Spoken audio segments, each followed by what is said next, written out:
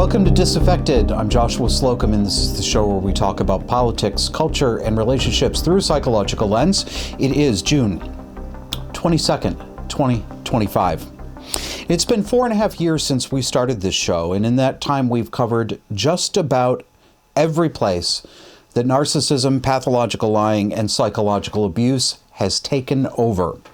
And that is to say that we've covered the entire culture, because there's no area of modern life that has not been taken over by abusive cluster B mind games. No single subject, though, has been more important than the demonic lie called transgender children. An unfortunate young boy named Jazz Jennings, born to a narcissistic sociopath mother named Jeanette, became a household name in 2007 when Barbara Walters interviewed him and his mother about what it's like to be a girl trapped in a boy's body. Suddenly, the entire nation had hearts and star emojis in their eyes over the allegedly heartwarming story of a mother so committed to what's best for her child that she's literally creating him into a chemical and surgical facsimile of a girl. American moms wept tears of joy to watch this little boy psychologically and then surgically brutalized on television as if it were normal. We even saw Mommy Jeanette laughing along with her girlfriends about how little Jazz didn't want to stick the dilating dildo into his surgically created hatchet wound that they call a vagina, and Mommy can help. Let me explain what this is to you. When you get surgery to create a false vagina after you invert the penis, and then that is what happens. They slice the penis open, they turn it inside out, and then they create a cavity. When you do this, what you're doing is creating an artificial wound that wants to close. The reason why it wants to close is because it is a wound, not a vagina. You have to do something called dilation, where you take a dildo and you put it in there to keep the wound open. That's gender-affirming care. That's what was done to this boy. Take a look at Mommy talking about... But with her, I'm worried about, her mental well-being and her dilation. The minute she leaves my house, we have a dilation problem. That is a concern. When you don't have that watchful eye, they tend to go back to old patterns. I have woken Jazz out of a dead sleep and taken the dilator and put the lubrication on it and said, here, you take this and you put it in your vagina. If not, I will. But Jazz is bad, even when I'm home once a day. I would be so mad if she goes away to college and that thing seals up. I will wring her neck. Can you imagine? No, I can't. Had that been a father, he would have been arrested immediately and it would have been a national news story. Because it's a mother, nobody notices. But this week marks the beginning of the end of the worst child abuse in recorded history outside of raping virgins and throwing them into volcanoes Aztec style. No, I'm not exaggerating. There is nothing more hellish and demonic than lying to children, telling them that they're in the wrong body, poisoning them to stop their natural puberty, then putting them under the knife to remove their genitals and or their breasts. I just described to you what people call gender-affirming care. I just described to you a real, extant thing happening in the world right now. And people are not out in the streets with guns frog marching doctors to the wall. They're not. It's just normal. That's how normal we've decided it is to practice literal Mengele-style surgery on children. But this week, the Supreme Court upheld a Tennessee law that bans all of this practice on minors. Please listen carefully. I'm going to explain to you first what this Supreme Court decision doesn't do and what it does do. There's a lot of confusion about this. This is important. So this case is U.S. versus Skrmetti. Skrmetti is the last name of Tennessee's Attorney General. That's why it's called that. The American Civil Liberties Union and so-called trans families sued the state of Tennessee because the state enacted a law banning sex changes for kids. This Supreme Court decision that just came out this week just upheld that law. It upheld Tennessee's right to ban this practice on children. The decision means that any state now is allowed to ban this for children. But here's what it doesn't mean. This is the really important part. This decision does not ban child transitioning. The Supreme Court did not ban it. I'm emphasizing this didactically because a lot of people don't understand this. This decision only said states are allowed to ban this. It does not compel them to ban it, and it does not ban the practice if a state allows it. We need a ban, of course, but this is a fantastic first step, and it's one of the first dominoes that I think is going to topple the entire installation. It's not going to happen overnight, and I'm afraid we're not going to see federal legislation that bans this. Yes, I know Marjorie Taylor Greene has introduced a bill that would ban this federally, but sadly, that is never going to pass in this country, even with Republicans controlling all three houses. I wish that it would, but it's not realistic. Do not expect it. We're too far gone. We're already too far gone. You know why? So we're a psychotic country. It's already illegal to do this to children, even without a new ban. Child abuse laws. This is already illegal, has been illegal. We just act as though it is not illegal. We have just decided culturally that this is not child abuse, so the laws are inapplicable. This is a choice we've made. It's a cultural choice. It's not that we don't have the legal tools. We do have them. We just decided that we're not going to enforce them because this is not child abuse. That's why we're here where we are. But the combination of this decision and the other states that will follow suit, I believe there are already 27 states that ban this practice, and the fact that insurance companies are going to stop paying for it and they're not going to give malpractice insurance to doctors, that is what will eventually shut this whole thing down, I think. Now, the Supreme Court decision is 118 pages long, and I have not had time to read it fully and annotate it. But the court ruled importantly that transgender is not a coherent category of person for the purposes of deciding this. That's really important. It's going to have ripple effects. And as you imagine, yes, the three liberal women on the court, Elena Kagan, Sonia Sotomayor, and Ketanji Brown Jackson, all voted against the majorities. That is, they voted to brutalize children. They voted to keep it legal to brutalize children. They don't want states to have the power to ban this. Women are so kind to the young ones, aren't they? Later in the show, we'll show you how some prominent Democrat politicians are reacting to this decision.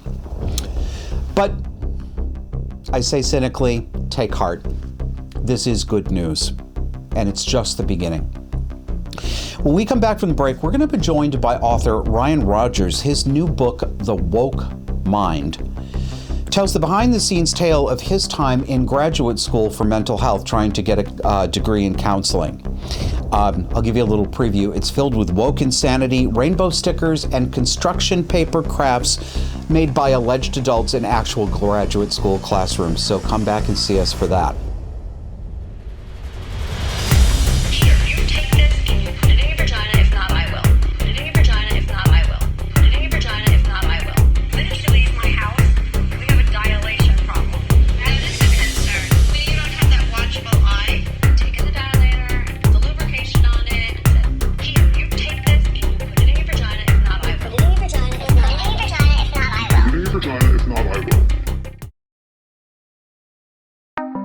Disaffected is now streaming on X. Come with us each Sunday and dare to notice reality. You can find us on X at Disaffected Pod.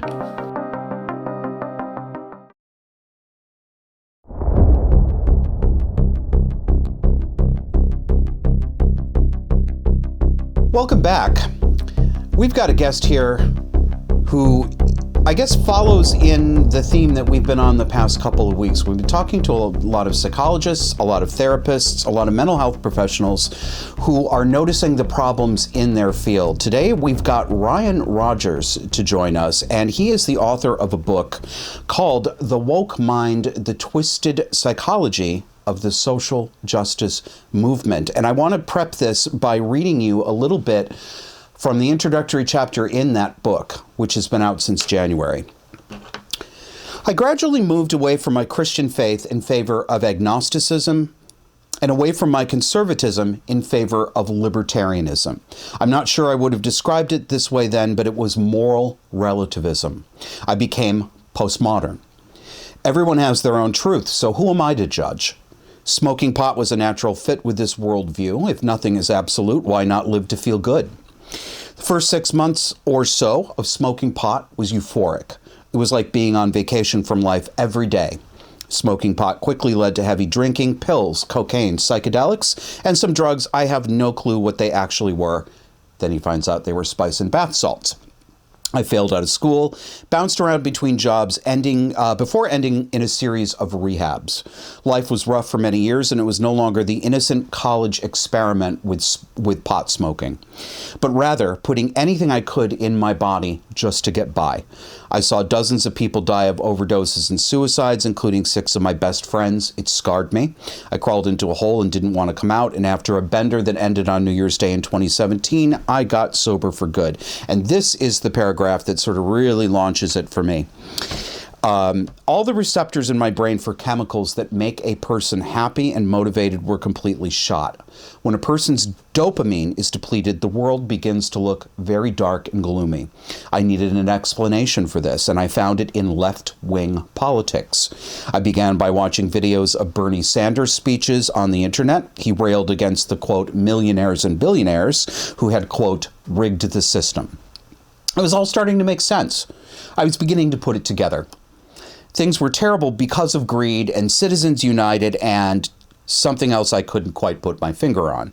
I had to find answers, and I thought I would find them in an endless supply of books and YouTube videos. Ryan Rogers, welcome to Disaffected. Good to be here. Thank you for having me. Thank you. So, just to give the audience a little bit of background of who you are, where you are in the system, you got your undergraduate degree at Baylor, and you are now in an internship for your master's degree in, what's the actual title? Is it mental health counseling or something different? Clinical mental health counseling.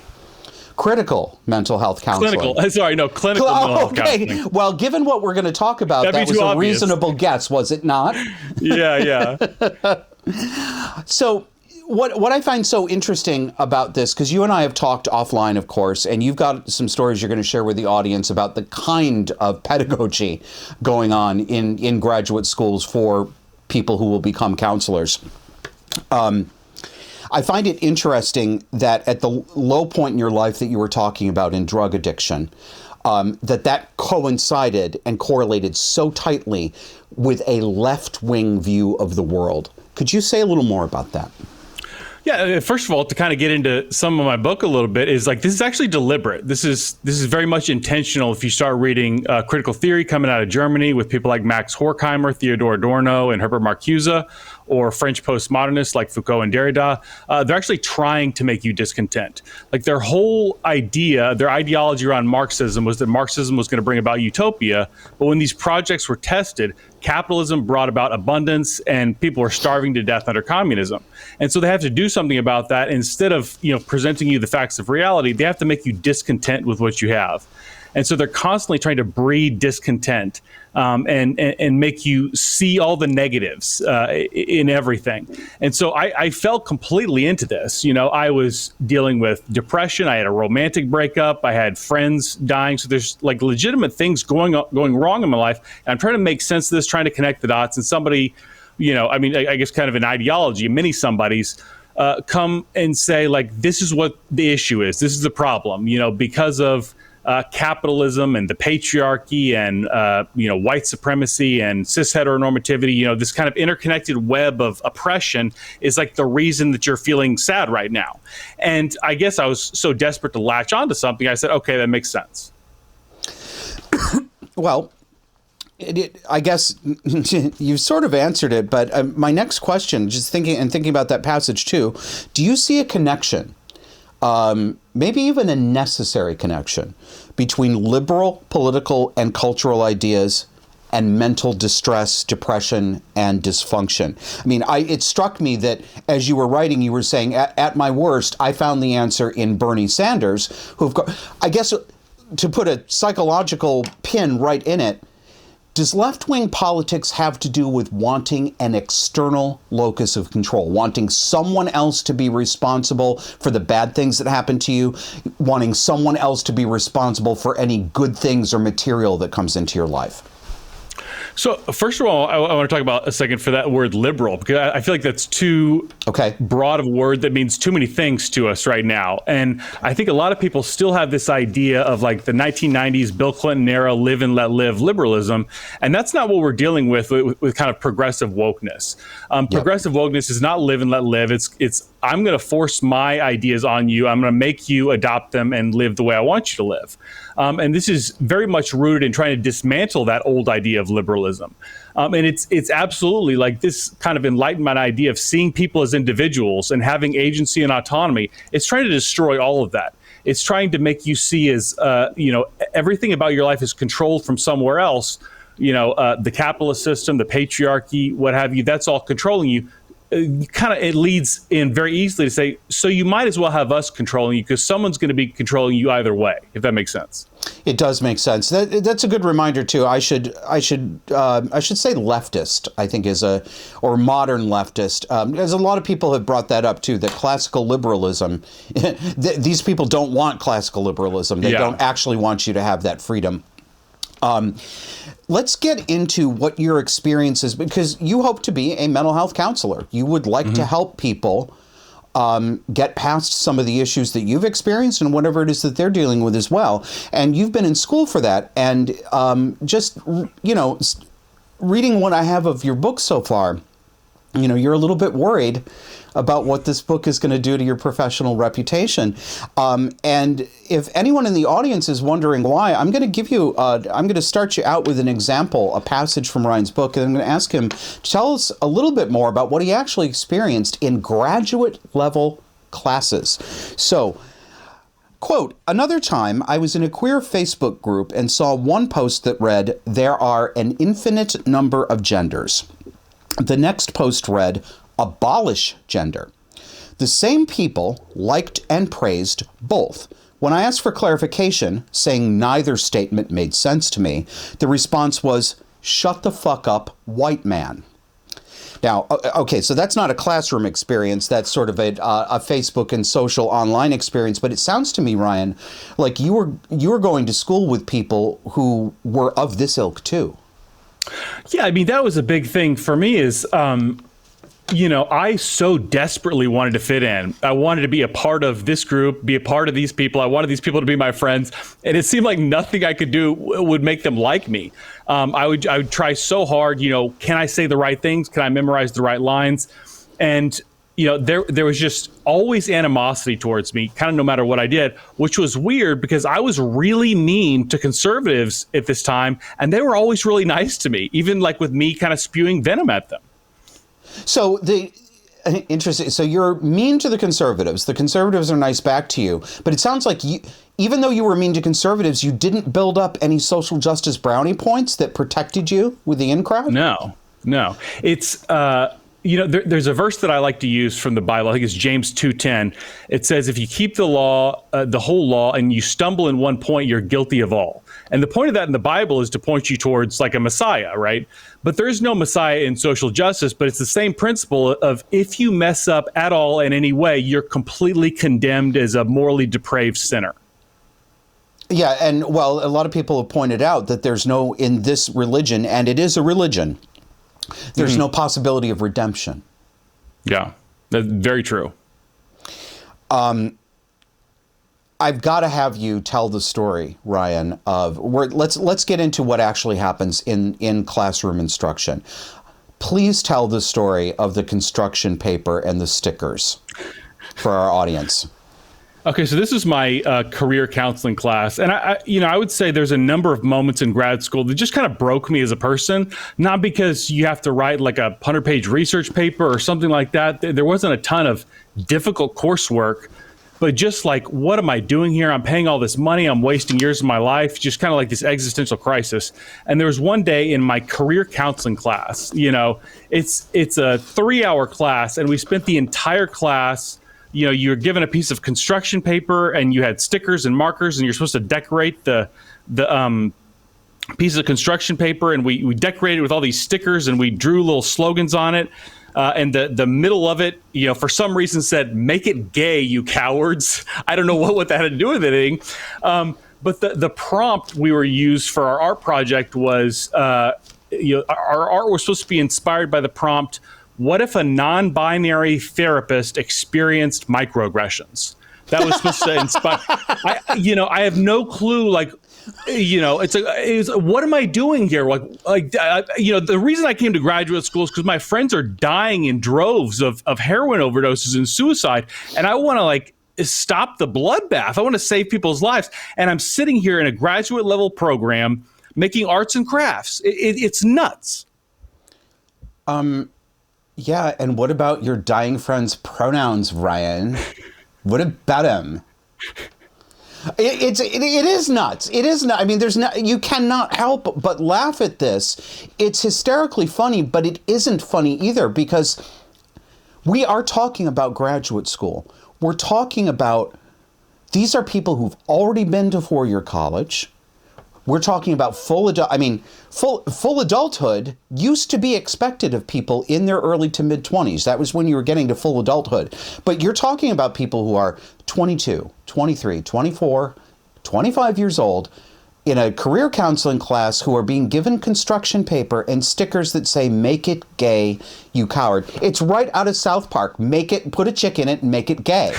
Yeah. Right? Yeah. Make it gay and lame.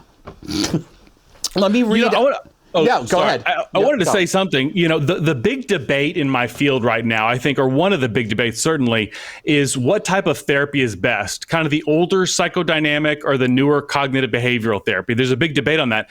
To me, that debate is irrelevant in my graduate program because I've spent more class time playing with Play-Doh than discussing either of those two modalities. Yeah, so what is it that you're supposed to actually carry into the field with your patients or clients? Well, I've got another excerpt from your book that addresses this. This is the next quote, Kevin. "My professor for my diversity class told us in no uncertain terms that a core part of being a counselor is becoming a political activist so that we can, quote, burn it all to the ground. I tried to be frank when I visited her in the office. I told her that I had already been a political activist and I had no intention of doing that anymore. I said I'd left that life behind and I came here to be a counselor. That's it. Well, that's too bad, she responded, because you don't have an option. If you want to be a counselor, you must be a political activist. That's part of the job."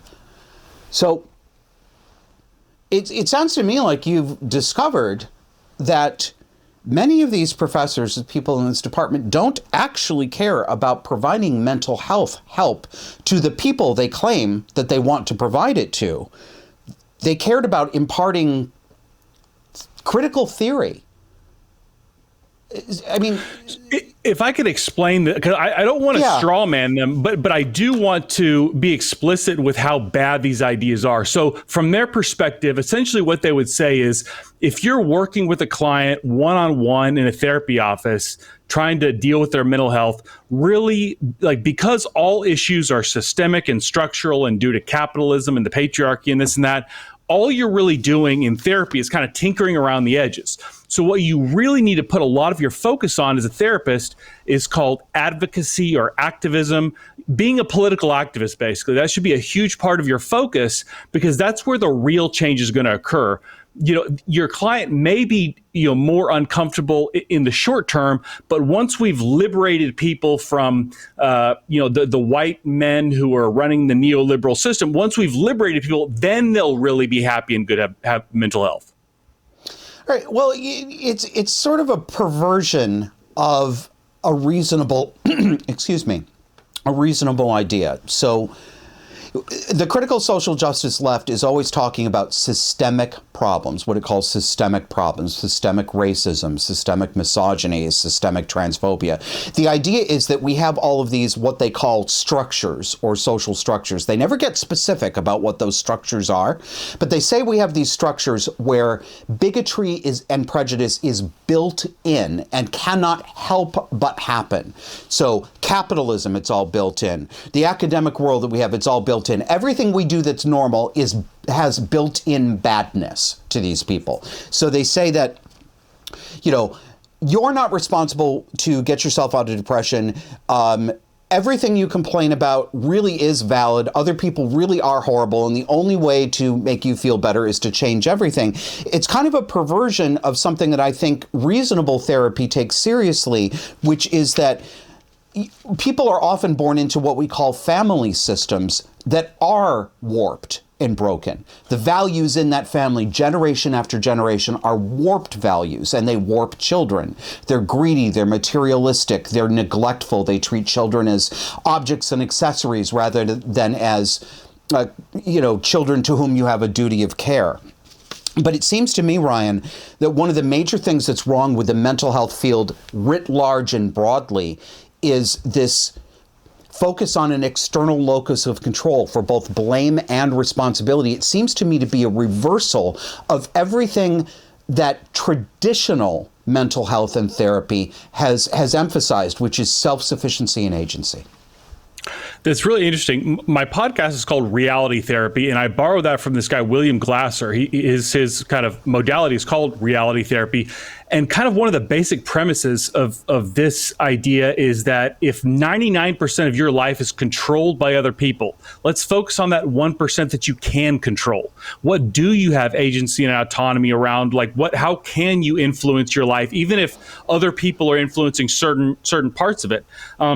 Jonathan Haidt and Greg Lukianoff wrote this book, The Coddling of the American Mind, and they call this kind of woke ideology, they call it reverse cognitive behavioral therapy.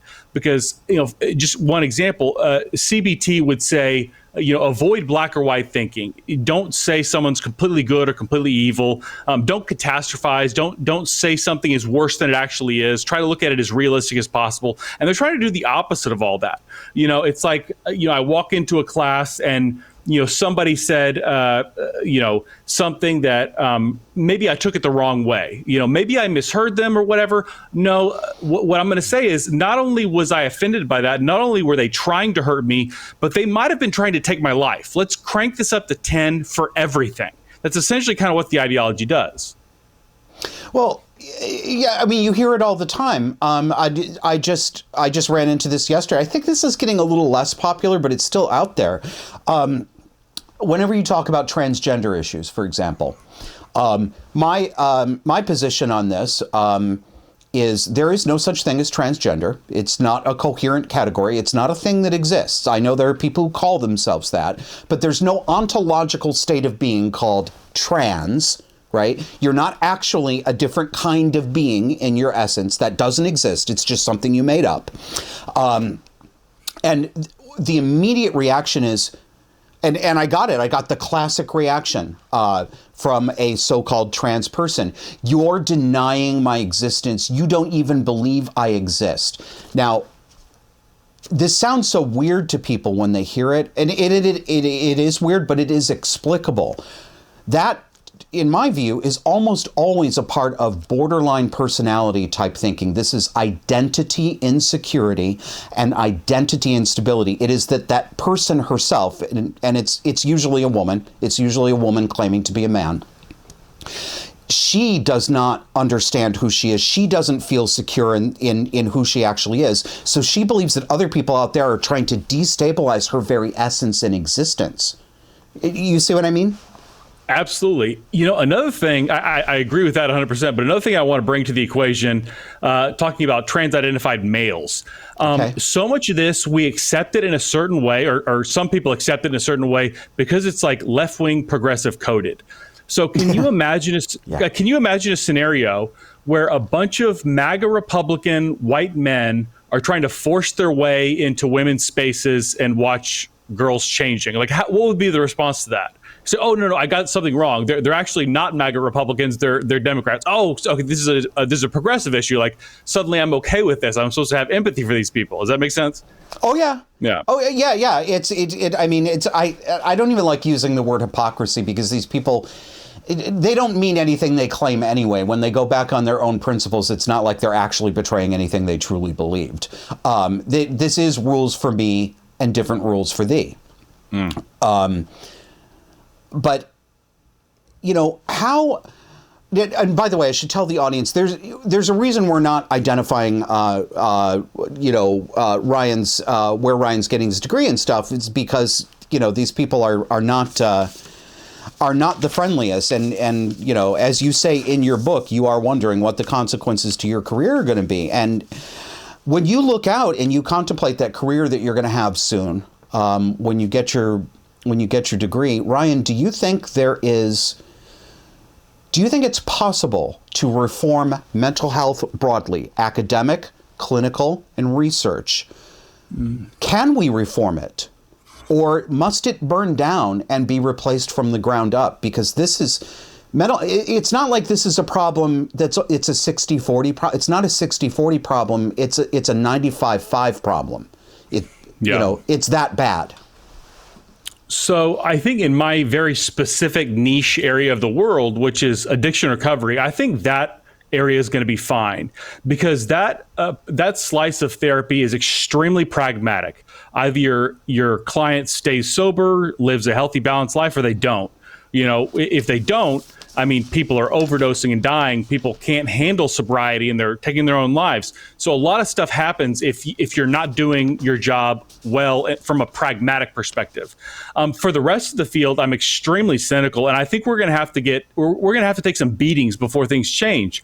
And I think as long as insurance is basically willing to give us like a blank check, I think we have a dramatic oversupply of therapists. And I think as long as people are willing to pay privately and insurance is willing to pay, I don't think there's going to be a ton of reforms, because there doesn't need to be. One thing that's going on now is, there's just, I would guess thousands, certainly in the hundreds, but maybe thousands of basically diploma mills. I think that's what my institution is. There's no rigor in these, even if you leave the wokeness aside, we're not learning any serious clinical skills. Well, like I said, we're not learning any CBT, any psychodynamic. I mean, outside of internship, there's virtually nothing useful. As long as you've got that kind of oversupply of uselessness, we're approaching a bubble and it's going to pop. Yeah, I just wonder what happens after that bubble pops. I've had a couple of mental health pros on recently. JD Haltigan, I don't know if you know him online. Yeah, I know him well. Yeah. Okay. I've also had Dr. Hannah Spear, who's a psychiatrist. She was on last week. We've got a audience. We have a new audio-only episode with Hannah Spear. In addition to what you saw here on our show, we sat down for an hour and talked. That's out on all the platforms now, too.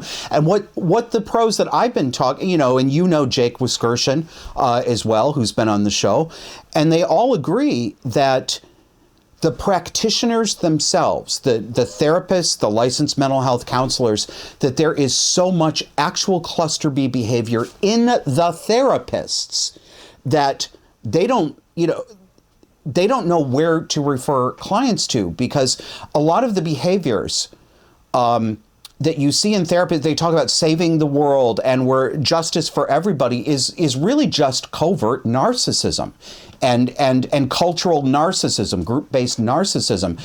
But I don't know how you reform a field where the very psychopathologies that the field is designed to address and treat are those qualities that make you a credentialed practitioner. I would guess therapy is one of the fields with the highest rates of mental illness amongst professionals. And I think there's so many people who get into the field, kind of maybe consciously or subconsciously with the idea that, well, I need to be surrounded by a lot of mental health stuff to kind of fix myself. So this is kind of my own personal journey, and I'll just kind of drag people along with me, if that makes sense. Yeah, I mean, that's always been the case. And I mean, I think forever since there's been any discipline that we call mental health or psychology or psychiatry, it's a very young field, which people forget. You know, this is only about 150 years old since the beginning. Yeah. But there's always been that problem of people trying to fix themselves. And I think through that. Yeah, along those lines, a lot of people, they're not satisfied. You know, a lot of them are not going to fix themselves to a satisfactory degree. So then you've kind of got to expand that. I'm not trying to just fix myself or be kind of like this savior figure to my clients. I have to save the whole world. And that's where you bring kind of the social justice element, which, like, if you are not too familiar with it and you just look on the surface, you think, oh, that's a very empathetic gesture to try to social justice. That sounds like a good thing. But like you said, it's just rebranded narcissism. Yeah. Well, Ryan, as we close up here, let's make sure everybody knows where to find you. And now I can. Can we do it, Kevin? Put up the graphic that's going to make me laugh. Follow Ryan Rogers on X, and his handle is @RyanMcRogers. And the reason why I'm laughing is because we had this whole conversation about McDonald Land and the Hamburglar and Mayor McCheese before we came on today. So @RyanMcRogers on Twitter, but you're also a podcaster and an author. Tell everybody where they can find your work online, both your book and your other stuff. So my book is called The Woke Mind, The Twisted Psychology of the Social Justice Movement. You can get that on Amazon. And my podcast is Reality Therapy. I post it on YouTube, Spotify, Amazon, Apple, all the places, I guess. Excellent. And I was on your show a couple of weeks ago, and now you've been on my show. So return the favor. We're in the groove. Ryan, Yes. I wish you really good luck finishing up your degree and on your book sales. We're going to stay in touch. Thanks very much for coming on and giving people a peek into what's going on in the mental health grad schools. Thank you so much, Josh. Okay, take care. These are men who think they're women. These are women. I'm happy to educate you on These are men. on trans So issues at another what we've time. identified is that there's mental health issues I'd with like that to- belief system I'd like to turn that to general are detrimental to readiness.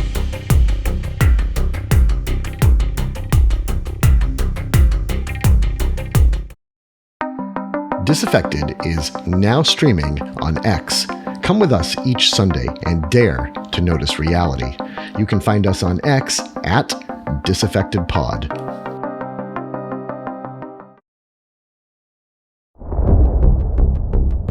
Bonus! We've got a new audio episode out for you this week, so be sure to listen to it. We had a longer conversation with Dr. Hannah Spear. You saw her on the show a couple weeks ago. We sat down for a good hour and got into the details about what Hannah is seeing in the mental health field, particularly the profusion of cluster B traits among female therapists. And also, a number of you guys, your ears perked up when we got to the part of the conversation where Hannah talked about having patients and clients who claimed that they were abused, but it didn't seem to match up with the behavior of their families.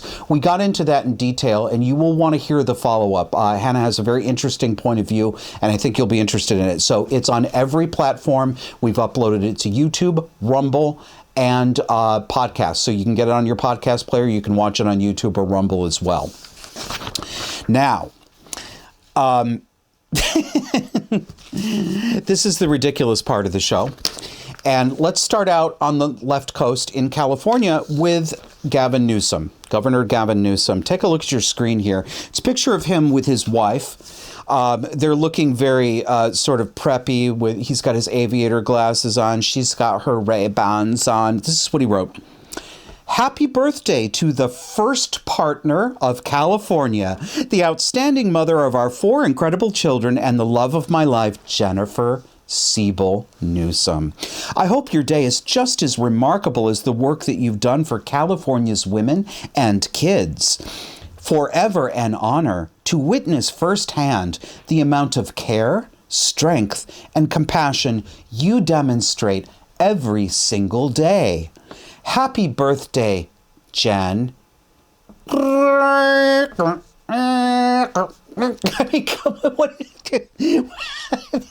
First partner. He capitalized it too. Capital F, capital P. First partner of... Fuck you. Just fuck you.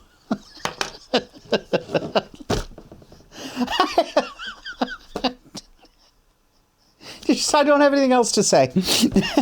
All right. Leftist women are so angry at the return of masculinity in government. And that is what's going on. I talked about this, within the past year, but it's been months and months. And the first time I said, I think that the thing that really triggers a lot of lefties about Trump is that he has a very masculine presence. A couple of people really didn't want to hear that. He's not masculine. He's all emotional. He's feminine all the time. Well, maybe. But that temperament, that disposition, the way he relates to the world, that's not a woman's temperament. That is not a female politician. Masculinity is back. That's why they hate him. And it's also why they hate Secretary of Defense Pete Hegseth. You remember when he was going through his confirmation hearings a couple of months ago. Everybody was trying to get him down. Everybody on the left. They were accusing him of being an alcoholic. They were accusing him falsely, he's not an alcoholic, also accusing him falsely of attending strip clubs and acting like a bore in public. They tried to make him a knuckle-dragging caveman. They tried to insinuate that he was a rapist. Well, they are still going. They weren't able to derail him, but these women are fucking mad. And they don't like him because he is the model of a competent, masculine military man. We used to know what these men were like. We used to appreciate them. Maybe we'll start again. Not in Congress, though. These women literally believe that they are in the position of school teacher and school marm over all men, regardless of rank, just because they're sitting in that seat. They talk this way to these men because this has become normal to these women. If a man ever spoke to a woman with such bitter, dripping contempt and with such scolding, twats like this that we're going to see would be screaming misogyny, and a bunch of cucked men would be there to comfort them for it. So I'm thinking of this segment as Hags against Hegseth. First up is Representative Sarah Jacobs, Democrat of California, pulling her HR girl boss routine. Because if it were, you would be keeping these women in. Instead, you are the one injecting culture wars into the military, and it's at the detriment of our military readiness and national security. Now, General Kane, I'd like to turn to you. So to be clear, these are men who think they're women. These are women. I'm happy to educate you on but these are men, on trans and so issues at another what we've time. identified is that there's mental health issues with that belief system. I'd like to turn to General are Kane detrimental now. to readiness, and that's the determination that we've made and that we stand behind. Gender dysphoria. And so you don't. They're women. I'm having to educate you. Piss off. I love how he just shut her down. Well, we've determined there are mental health issues with that. Yeah, that's right. Just matter of fact and straightforward. Listen to her. I'm having to educate you. They're talking about the Trump's ban on trannies in the military. I can't even believe we're seriously debating this. Yeah, get the trannies out. Anybody remember Klinger from MASH? Next up, we have Democrat Alyssa Slotkin of Michigan, who also hates Pete for the same girl boss reasons. Here is that sack of scolding potatoes herself. Not want citizens to be scared of their own military. I love the military. I served alongside my whole life, so I'm worried about you tainting it. Have you given the order? Have you given the order that they can use lethal force against honor? I want the answer to be no. Please tell me it's no. Have you given the order? Senator, I'd be careful what you read in books and believing it, except for the Bible. Oh my God. So your former predecessor, I guess that's not enough for you. Okay, on Iran. I don't think there's a... Oh my God. Your former predecessor. Okay, guess that wasn't enough for you. Jan, sweetie, it's time for dinner. Pork chops and applesauce. We're not done. Here's Nevada Democrat Jackie Rosen. Notice how badly she behaves and how she turns around and accuses Pete Hegseth of doing exactly what she's doing, except he didn't. She's rude, not Pete. Take a look. Influence personnel decisions in your department, yes or no? I believe your time is up, Senator. Oh, it is not up to you to tell me when my time is up. Well, the time And I am going to senator. say, Mr. Secretary, you're either feckless or complicit. You're not in control of your department. You're unserious. It is shocking. You're not combating anti-Semitism within your ranks. It's a dangerous and pivotal time in our nation's history. Thank you, Mr. Chairman. I yield back. And I don't appreciate the smirk, sir. You are the Secretary of Defense. The time of the general. I don't appreciate the smirk. You are the Secretary of... He wasn't smirking, bitch. You just didn't like it because he didn't bow down and say, yes, ma'am, no, ma'am, Miss Rosen, ma'am. He's in charge of the military, Jackie, not you. Thank God. You know, it's strange to see so much of this really bad behavior, this anger and bitterness and rage that so many leftist women have for men. Oh, I've got plenty of anger for these leftist women too. I think I'm entitled to it. I think men are entitled, morally entitled, to be a little bit angry about how women have been treating men for a very long time. But we hear all the time about how women are the gentler sex, the nicer sex, the more compassionate sex, the nurturing sex. Why they're best suited to child rearing because they're all about love. And these are generally aspects of female sex psychology that are true. Women are better at being mothers. But not all of them. Here is a video of a caring mommy instructing her young boys, who appear to be about 8 or 9 years old, instructing them about the inherent cruelty and evil of their sex and the squeezably soft goodness of her sex. Why has there never been a woman president? Most people vote boys. Why?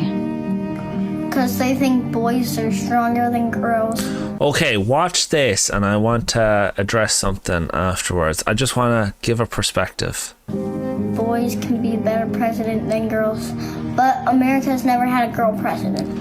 Men don't want that to change, to keep their hierarchy in mind. They want to be stronger always, and they don't want to change that. You know what that's called, hierarchy? No. The patriarchy. When he was tossing me the car keys and the patriarchy keychain on the ground. What is it about the U.S.? They're scared. Since the beginning of time, all the leaders of the world, majority are who? Men. Okay. Who has started every single war? Every single war. Men. You know, I'm just gonna go hide and like... Insane. Now, most people will look at that and say that's a terrible mother. And they're right. Imagine for a moment all the roles were reversed there. That was a father talking to his 2 daughters. The wife, whoever it is, isn't around. It's just a father and his 2 daughters. I'm terribly sorry. I want to give credit to this YouTuber, and I had his name written down and I forgot to put it in my notes. I'm very sorry. Some of you may know who he is, but he's done a great job on this. Obviously, my mother didn't have an iPhone and an internet to post it to, but she did this same kind of lecture with me as a child. This is what cluster B feminist mothers do to their boy children. And if you want to know the effects that it will have on those boys, well, look at some of the men who've grown up. Look at somebody like me. Lived my life until 41 years old, believing in my own inherent sin for having been born male. Spent my time rah-rahing for feminist goals while female friends took advantage of me, and drowned myself in a liquor bottle until about, 5 years ago this month. Yes, that's right. Happy 5 years soberversary to me. If you doubt how badly our normal, everyday, mainstream morals and values have been corrupted, take a look at this clip. It shows a confrontation between a school bus driver and a father waiting for his child. The bus driver is a man dressed in a sexy little girl costume, and he has put a visible sign on his school bus that says, the Lolita Line. And I don't think there's any So you picked up the kids dressed like that? Yeah. Yeah. Okay. Why do you call your bus the Lolita Line? Why is it called the Lolita Line? Why is it called the Lolita Line? Sick people. Like when people are mentally sick, you can't talk. Let them drive. He's a sick person. Don't ever bother with him. Tell me what is. Look at him. He's a maniac.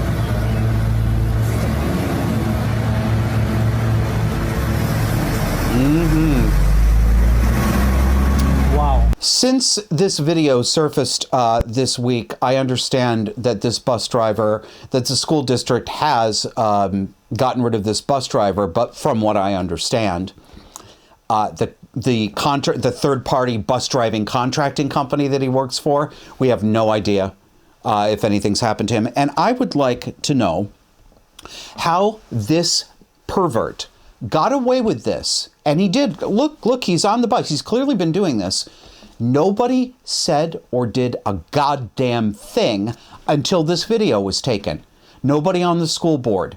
None of the teachers at the school. Nobody at the school bus company. They all looked at this motherfucker putting on a little tutu and a little girl outfit with a sign that says the Lolita Line on his fucking bus, and nobody did anything about it.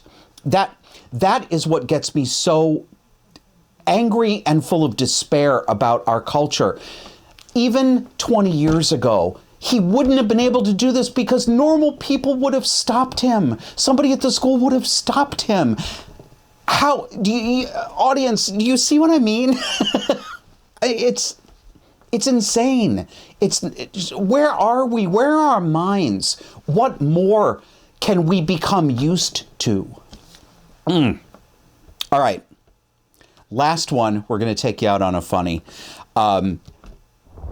I think AI is of the devil. Kevin thinks it's very useful. We're probably, the truth is probably somewhere in between, but I will concede that there's one thing that AI is good for, and that is making comedy videos. So let's go out with some advice from these lovely ladies of the jungle. That's been the show. Thank you for watching. We'll see you next week. Deadass, why everybody always talking about Bigfoot being hard to find? Bitch, I've been here. I'm in the woods. What's up, my bougie baddies? My name is Big Purr, and the Purr stands for this purring pussy. Anyways, grab a blunt, pour a drink, we about to take over the internet. Bitch, your man out here in the woods hugged up with that funky ass Bigfoot bitch Keisha. I'm on the way, bitch. I hope your hands match that mouth, cause I ain't coming to talk. I ain't walked through all these damn trees for nothing, scary ass bitch ass.